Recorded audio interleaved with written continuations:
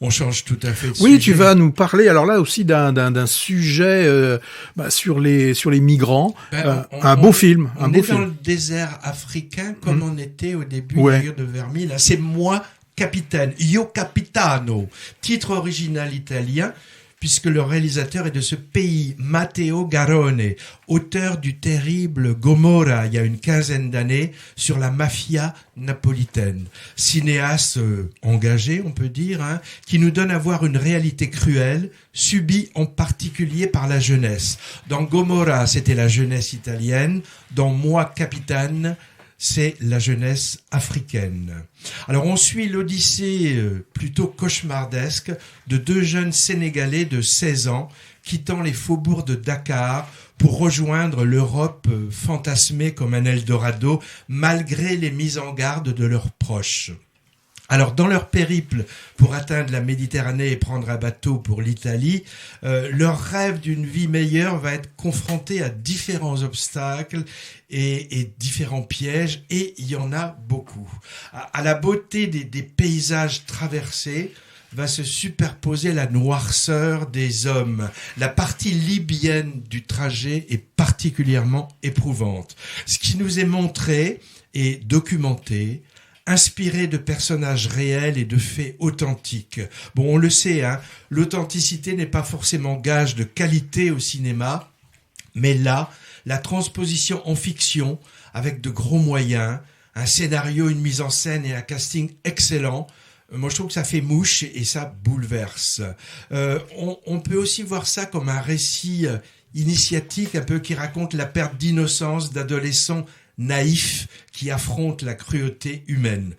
Tonalité vraiment très sombre, malgré la luminosité éclatante des paysages, très forte charge dramatique, allégée heureusement par des moments d'humanité et aussi quelques touches oniriques et poétiques qui permettent des respirations. Le but et la réussite de ce film est évidemment de mettre un visage sur des chiffres, cette histoire étant vécue par des milliers d'hommes, femmes et enfants, qui débarquent au péril de leur vie sur les côtes européennes et que certains laisseraient volontiers se noyer en Méditerranée. D'ailleurs, beaucoup se noient. Moi, il y a un point qui m'a quand même un peu gêné, je dirais, c'est la conclusion du film. L'envolée finale, trop lourdement soulignée par la mise en scène, je l'ai trouvé maladroitement bien optimiste. On sait en effet le sort subi par la plupart des migrants ayant réussi à accoster à Lampedusa ou ailleurs, leur parcours du combattant de toute façon se poursuit. Alors c'est bien sûr pas le sujet du film qui nous montre en détail l'avant-accostage. C'est par contre le propos d'autres fictions dans le cinéma. Je pense au dernier film des frères Dardenne, Tori et Lokita, et un film polonais bientôt à l'affiche qui s'appelle Green Border.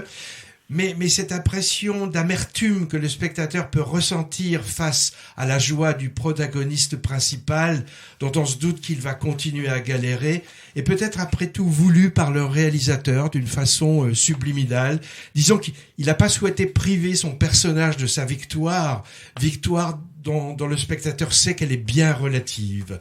Les deux jeunes acteurs interprétant nos deux héros tragiques sont vraiment des révélations. On peut les nommer Seydou Sahar et Mustapha Fall.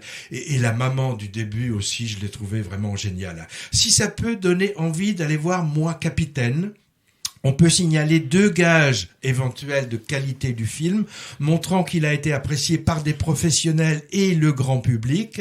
Il a reçu d'une part le Lion d'argent de la part du jury au Festival de Venise, et d'autre part le prix du public au dernier festival du film d'histoire de Pessac. Et on sait que le public de Pessac a très bon goût, non ? Ben oui, forcément, Patrick, tu en fais partie. Oui. Alors, qu'est-ce que tu en penses ? Oui, moi j'ai trouvé un des grands intérêts de ce film, c'est que nous montrer que ces migrants ont des visages. C'est-à-dire que les actualités nous parlent de nombre un certain nombre de personnes, mais là on a la possibilité de voir exactement que ce nombre, il y a des vrais êtres humains qui sont là, et il est vrai que le périple qui nous est démontré, c'est un véritable chemin de croix. Et il nous montre aussi ce qui est quand même assez intéressant, c'est que peu importe l'endroit où on se trouve, dès lors qu'on est jeune, on a accès aux réseaux sociaux. Ils ont tous accès aux réseaux sociaux. Même quand ils sont en plein dans la brousse, ils ont accès aux réseaux sociaux et qui leur permet de voir et justement, et comme tu l'as dit, de fantasmer ce que peut être une vie dans les pays occidentaux. Et moi, je pense toujours à cette plus grande injustice à laquelle on a tous été confrontés lorsque l'on naît, N-A-I-T, c'est pourquoi je suis né là et que je suis pas né de l'autre côté de la barrière. Qu'est-ce que j'ai fait pour que moi, ma vie va être un calvaire alors que j'aurais très bien pu naître ailleurs. Donc moi j'ai trouvé ce film assez poignant. C'est un très gros succès en Italie. Hein. C'est un film qui marche bien. Je crois qu'il est nominé aux Oscars de films étrangers, il me semble aussi. Alors et ce que j'ai entendu aussi, ce que j'ai vu, c'est que le jeune qui a inspiré ce film a dit que le réalisateur il avait bien allégé.